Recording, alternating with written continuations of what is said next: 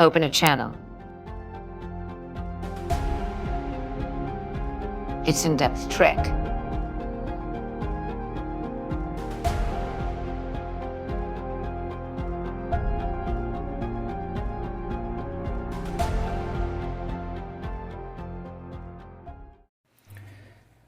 Hi everyone, welcome back to In-Depth Trek. This is episode 5, Time and Again. So this is the 4th episode of the first season. I just want to start the episode by thanking everyone who's really given me some great feedback on the last couple of episodes. We've had a few messages and I'm really looking forward to putting what they've said into action, so I really appreciate it. And happy Boxing Day, by the way, guys. I hope you had a really good Christmas. So at the start of this episode, we meet on the bridge with Tom and Harry talking about the Delaney sisters.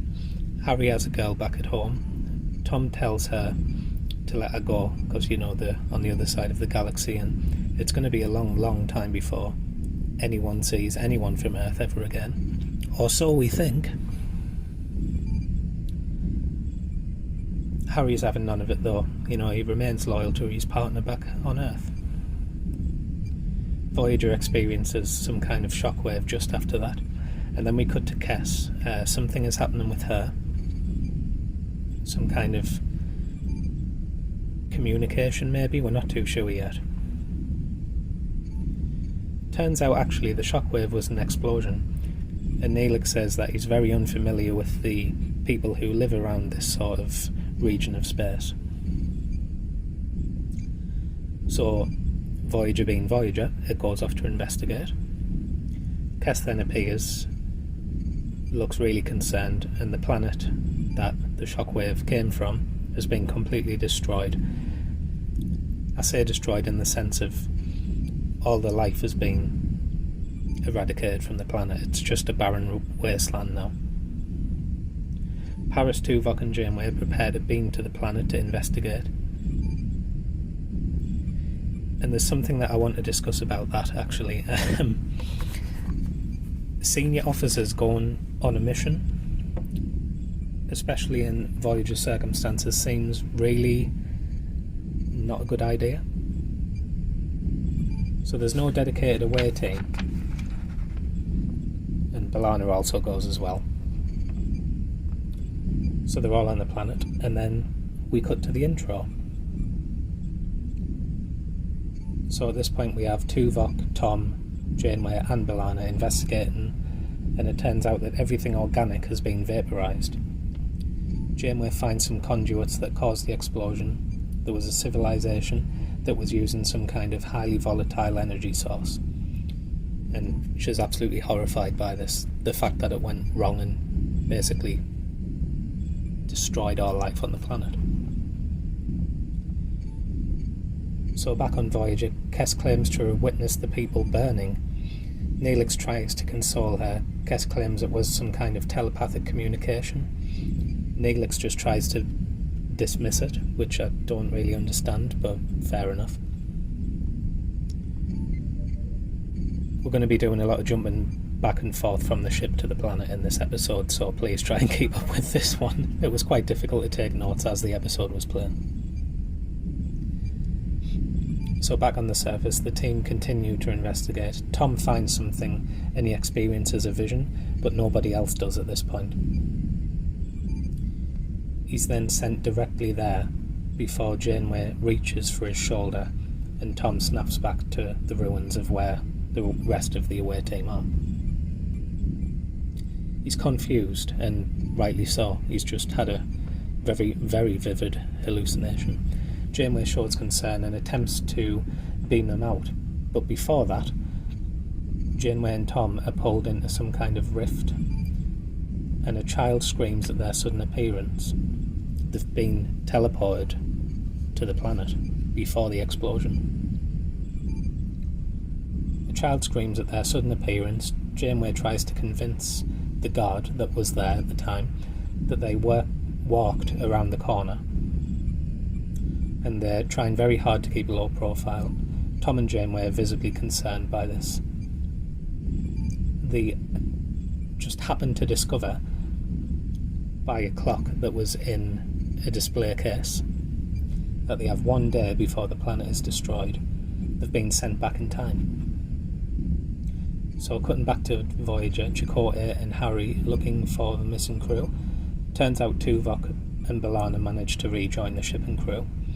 The crew realise that they basically have to wait for Janeway to send a signal back to Voyager, then they can rescue them, but don't know how they would do that. So the Doctor examines Kes. Doctor realises there are more than Starfleet aboard, because nobody's told him at this point that there's an entire other crew on the ship. There's the whole Marquee crew. He doesn't know this, he just thinks that they're Starfleet members, because his database hasn't been updated. So he realises that the responsibility for the medical care of people who he doesn't know or have any information on now falls to him, as he is the chief medical officer. The Doctor finds out that the captain is missing, and that he, at this point, after finding out all of this previous information, he just thinks that it's par for the course at this point, after everything else that's happened. Neelix and Kes have just told him, so the Doctor then advises the highest ranking officer to see him as soon as possible, which will be Chakotay. Now the Doctor's very funny in his delivery in this scene, and then offers his best advice to Kes, which is to just drink plenty of fluids. Not in a dismissive sense, just in the fact that he can't offer any more advice based on what he knows about her race. And he does point out that she's the healthiest one of her species that he has ever seen, which I suppose is very, very true. So back to the planet again. Tom and Janeway found a disguise. By disguise I just mean some clothes that fit the culture that they're living in currently. Janeway then reinforces the Prime Directive to Tom. They cannot interfere with the planet's destiny. They can't change it, no matter how much they want. The Prime Directive is very, very clear on this. And I suppose it would kind of go into the temporal Prime Directive as well. Meaning time-travelling things, considering they have been essentially sent back in time. Be it just a day, a lot can happen in a day. Janeway orders Tom not to warn anyone on the planet. And I wrote in the notes here, some little snotty child harassing Tom and Janeway. And that child actor, I'm sorry, I don't know who it is, but by God, he's so annoying. I know it's just a child, and yeah, but I can't stand most of the children in Voyager. There is some exceptions. Naomi Wildman's one of them, and a few of the Borg children later on.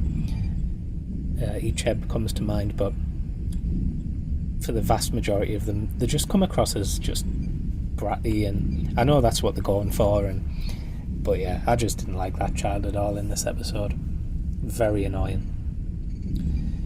Anyway, Tom tells the child that he's going to eat him, and the kid runs away in terror, as you would.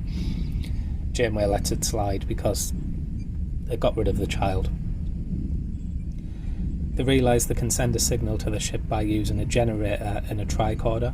Now they just have to find a generator, so Tom and Janeway walk up to some kind of protest that they've just walked in on, basically. It's kind of at the gates of like a power station or something like that, so they're just kind of investigating as to what's going on. Janeway gets instantly rifle butted in the face, completely wiped out by some kind of security at the gates. Tom gets involved and starts fighting. And then we'll cut back to the ship once again. They're researching on how to open a fissure to bring the crew back. Kes wants to go on the away mission back to the surface with the commander. Back to the surface again. Tom and Janeway talk to the citizens, and they think they are spies. They can't convince them, and they are taken hostage. Chakotay, Harry, Tuvok and B'Elanna are now on the planet's surface with Kes. She can feel the people who died. Harry finds a comm badge signal, so they go off to find it. Tom and Janeway are being questioned by the people who have took them captive because they think they're spies. The child is also caught, the one from earlier who was going to be eaten by Tom.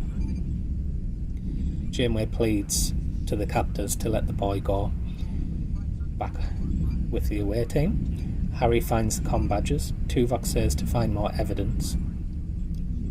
So Tom tries to talk to the kid, who's such a brat. But Tom apologises to the child for the impending planetary death. Obviously the child doesn't understand what he's apologising for because this is in their future. So Kes, using her abilities, breaks through the fissure and communicates with Janeway. Now Janeway can hear her at this point, but the communication is quite brief. So Janeway comes clean to the captors about who she is. So the away team then sets up the equipment. Janeway informs the captors about their incoming explosion. The captors aren't buying it though. Chakotay then raises Janeway on the comm badge, but the comm badges are subsequently seized by the captors. So the captors take Janeway and Tom outside, and Janeway realises it was them that caused the explosion. Janeway tells Tom they need to fix it. So the away team's now back on the ship. Tuvok wants to stick to the Prime Directive, but Chakotay thinks otherwise, and I think this argument at this point is really good because it shows the dynamic between Tuvok and Chakotay. At this point they're not friends at all, don't trust each other or anything like that, and it shows there's a big difference in both characters there. But Chakotay thinks otherwise. Long story short, Tom is shot protecting the young boy as Tom and Janeway are taken to break into the power plant with the captors. He is alive. Tom tells Janeway to stop the captors, who are now planting charges of some kind. And Janeway has now picked up a weapon because the captors shot the security guards at the gate and just left the weapons there and the hostages. Doesn't make much sense. Once again, the Voyager away team are on the surface and are about to break through using their equipment. Janeway is sneaking up on the captors at this point and jumps out at them, catching them by surprise. Kes reveals that this is where Janeway died. Janeway is holding them at gunpoint. The away team activate the device and the portal opens. Janeway realises that the rescue attempt is what causes the detonation. Janeway then uses the phaser to close the rupture that the away team is trying to open to rescue Tom and Janeway. She does succeed, and everyone is returned to the correct time. So we arrive back on Voyager with Tom and Harry having the same conversation about the Delaney sisters that they did at the start. Janeway is on the bridge and she's informed that an M-class planet is on sensors. Janeway asks Neelix once again if he has any knowledge of life in this system, and he says no. Kes comes onto the bridge again. Tuvok scans the planet, and it's a healthy pre-warp civilization. And as the Prime Directive goes, Starfleet does not interfere with planets that are pre-warp. So the planet is left, and it closes with Janeway commanding Warp 6 back to Earth. So that was time and again. Much better episode than Parallax in my opinion. Still a bit long-winded, and I mean, could have been a lot better than it was, but like I said in the previous episode, we're still early days. I think as time goes on, we're going to have much more to talk about in the episodes because the characters start getting fleshed out a bit with their own backstories instead of just going on adventures where they pair people off in each episode. I don't know if you've noticed that at this point.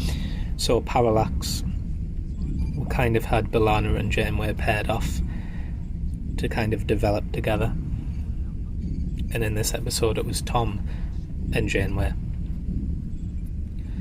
I kind of get why they're doing it. And given quite a bit of screen time to Chakotay as far as I can remember, just to show that he is a capable first officer. He does kind of get pushed into the background, I think, really, after a certain amount of time. But all in all, a fairly decent episode. I'd give this one a solid 7. It's a solid episode, and not bad in any way, really, other than that brat of a child. So, closing off with the episode, I think what I'm going to say is just thanks for everyone who's listened to the podcast so far. I really appreciate it. If you can leave a rating on the Spotify app that you use, there's like the star rating you can use, I'd really appreciate it. 5 stars would be absolutely excellent if you think it's worth that. Still going off the bi-weekly upload schedule at the moment, so the next episode will be in 2 weeks' time. I don't think I'm planning anything special for New Year's. Personally, myself, I don't really celebrate New Year, so that's probably why, but I hope everyone has a great New Year going into 2024. So the links will be in the description of the podcast once again. All of the links, you've got Twitter that you can follow, there's Patreon where you can enter competitions and even appear as a guest on the podcast. There's gifts that I'm giving away on the Patreon page. There's bits where I can add you to our own sort of crew as well. Basically, it's all written out there, so if you want to have a look at it, please feel free. And obviously you'll get a mention on the podcast as well, and even a chance to appear on it depending on which one you pick, so that'd be great. There's a Discord link on a Discord invite on the link below, so that'll be good as well if I could get some people on that. And we have a YouTube channel too where I also upload the episodes of the podcast. So with that said, guys, hope you really honestly had a great Christmas. I know I certainly did. I really enjoyed it, and I just hope you have a great New Year, and we'll go into 2024 with a fresh mindset. Hope everyone has a great New Year, and we'll get some more episodes out for you guys. So thanks a lot for listening, guys, and take care of yourself. This has been In-Depth Trek.